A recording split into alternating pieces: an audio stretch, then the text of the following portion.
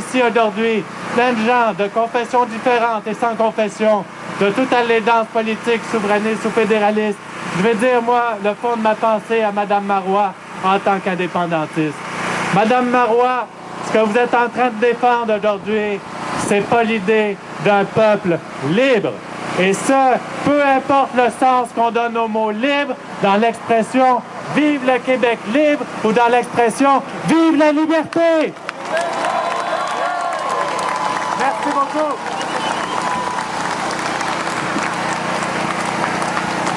Merci Siegfried. J'aimerais tout d'abord m'adresser à vous au nom du collectif québécois contre l'islamophobie et vous dire que si aujourd'hui nous sommes venus ici à Québec devant l'Assemblée nationale, rien ne nous empêchera d'aller jusqu'en Cour suprême pour abolir cette charte.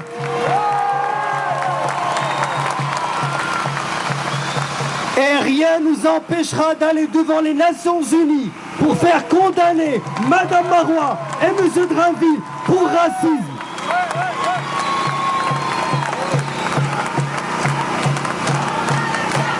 Non à la charte, non à la charte, non à la charte, non à la charte, non à la charte. Monsieur Drainville a eu un ton didactique pour nous expliquer sa charte en 5 points. Et notre réponse, elle va être en 5 points. Monsieur Drainville postule pour un débat serein. Nous lui répondons, ce débat serein ne peut pas avoir lieu. Pourquoi? Premièrement, quand il commence ce débat par un coulage d'informations dans les médias. Et ça, le débat serein, monsieur Drainville? Non, bien sûr que non. Quand monsieur Drainville, quand il nous lance l'idée que cette charte, elle est faite spécialement pour apaiser les tensions sociales et créer l'harmonie dans la société, qui reçoit aujourd'hui des menaces de mort, monsieur Drainville, qui est en train de se faire harceler dans les rues de Montréal et du Québec, monsieur Drainville, qui risque de se retrouver au chômage, monsieur Drainville, qui est en train d'être stigmatisé en tant que femme, monsieur Drainville. Deuxième point. Monsieur Drainville et Madame Marois, vous êtes bien seuls. Vous êtes de plus en plus isolés au sein de votre propre parti. Je ne vois pas de ministre qui défende la charte. La commission Bouchard-Taylor est contre la charte. Les députés du Bloc québécois, à leur tête Maria Mourani, sont contre la charte. 2 ex-premiers ministres sont contre la charte. Les intellectuels sont contre la charte. Les artistes sont contre la charte. Les minorités religieuses et ethniques sont contre la charte. Manifestation après manifestation. Le 6 octobre, manifestation à Québec. Le 13 octobre, manifestation à Montréal. Le 20 octobre, manifestation à Montréal. Le 27 octobre, manifestation à Montréal. Monsieur Drainville, où sont les prochains? Où sont-ils? On leur lance un défi. Le peuple du Québec a parlé. La rue a parlé. Nous ne voulons pas de cette charte. Au Québec, il y avait des problèmes de discrimination majeurs à l'emploi. La communauté musulmane, maghrébine en particulier, les diplômés, n'arrivez pas à se trouver un travail. Croyez-vous qu'avec cette charte, vous allez encourager l'inclusion? Pensez-vous que vous allez lutter contre la discrimination à l'emploi et au logement? Votre charte, elle ne fait qu'empirer la situation. Elle ne fait qu'exacerber les tensions. Elle ne fait qu'alimenter la discrimination et le racisme. Nous ne pouvons pas y souscrire. Nous allons lutter de toutes nos forces contre cette charte de la honte. Quand nous l'appelons la charte de la honte, Parce que c'est une honte qu'au Québec de ce 21e siècle, qu'on nous replonge dans les périodes les plus sombres du Québec. C'est un retour vers l'ère de Duplessis et non pas de René Lévesque.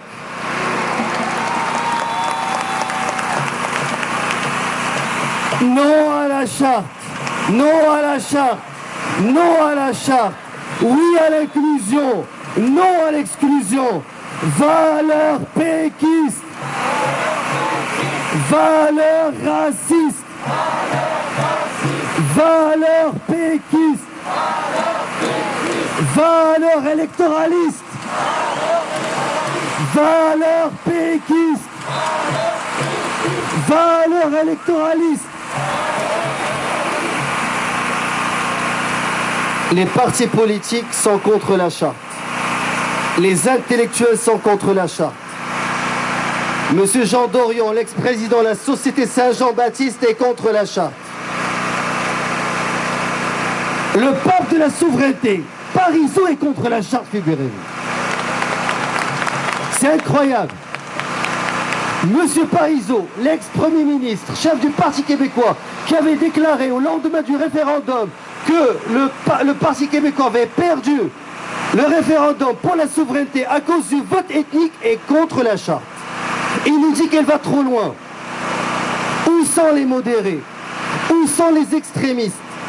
Je lance un défi aux médias qui veulent occulter la réalité, qui ne disent pas la vérité au peuple du Québec. Allez-y sur les réseaux sociaux, allez-y sur les pages de Facebook.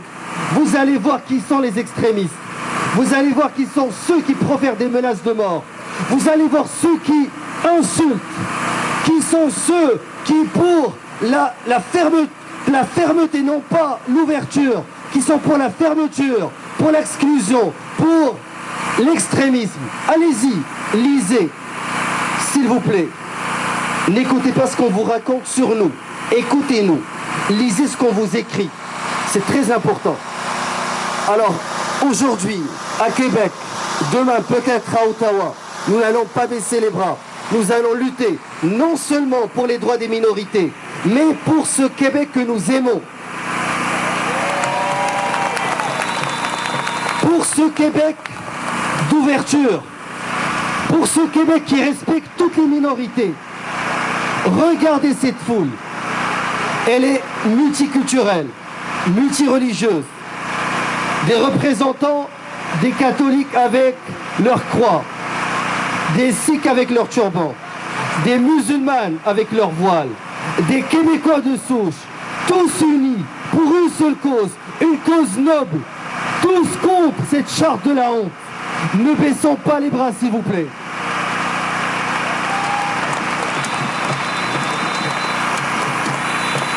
J'aimerais laisser la parole aux premières personnes visées par cette charte sexiste, liberticide, discriminatoire, islamophobe. Les premières personnes visées, ce sont les femmes. Parizeau l'a dit, n'est-ce pas? Les femmes, surtout les femmes musulmanes.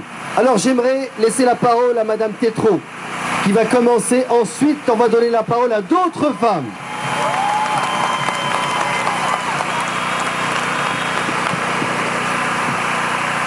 Bonjour tout le monde. Merci beaucoup d'être là. Et ceux qui me connaissent et celles qui me connaissent savent très bien que toujours je mets un peu mon petit grain de sel. Alors j'aimerais vous citer une phrase de Fred Pellerin qui dernièrement a été interviewé et qui a dit qu'elle était allée en France pour trouver la mère patrie.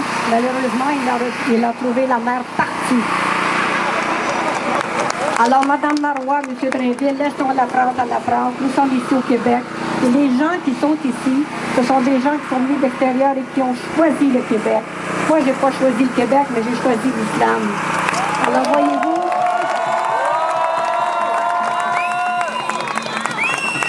alors, ce que je trouve beau, j'ai dit tantôt que moi, j'ai marché depuis 30 ans, j'ai marché pour toutes les bonnes causes. J'ai marché contre la guerre en Afghanistan, j'ai marché pour la Palestine, j'ai marché contre la guerre en Irak. Maintenant, je marche pour nous. Et je marche aujourd'hui pour les croyants. Et ce qui est beau dans ce discours aujourd'hui, c'est de voir que tous les croyants sont réunis et j'avoue que c'est la première fois que je vois ça. Et c'est un succès. Et je voulais dire à Mme Marois que j'ai fait ma petite enquête. Et sur toutes les femmes musulmanes que j'ai rencontrées portant le voile, Mme Marois de Cédrinville, pas une femme va enlever son hijab.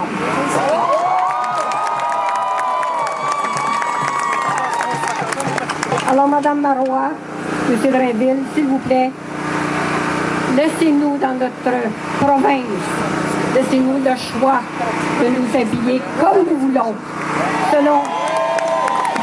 Et je dois dire aussi que les croyants, nous obéissons à un être supérieur et non à un gouvernement qui veut nous discriminer.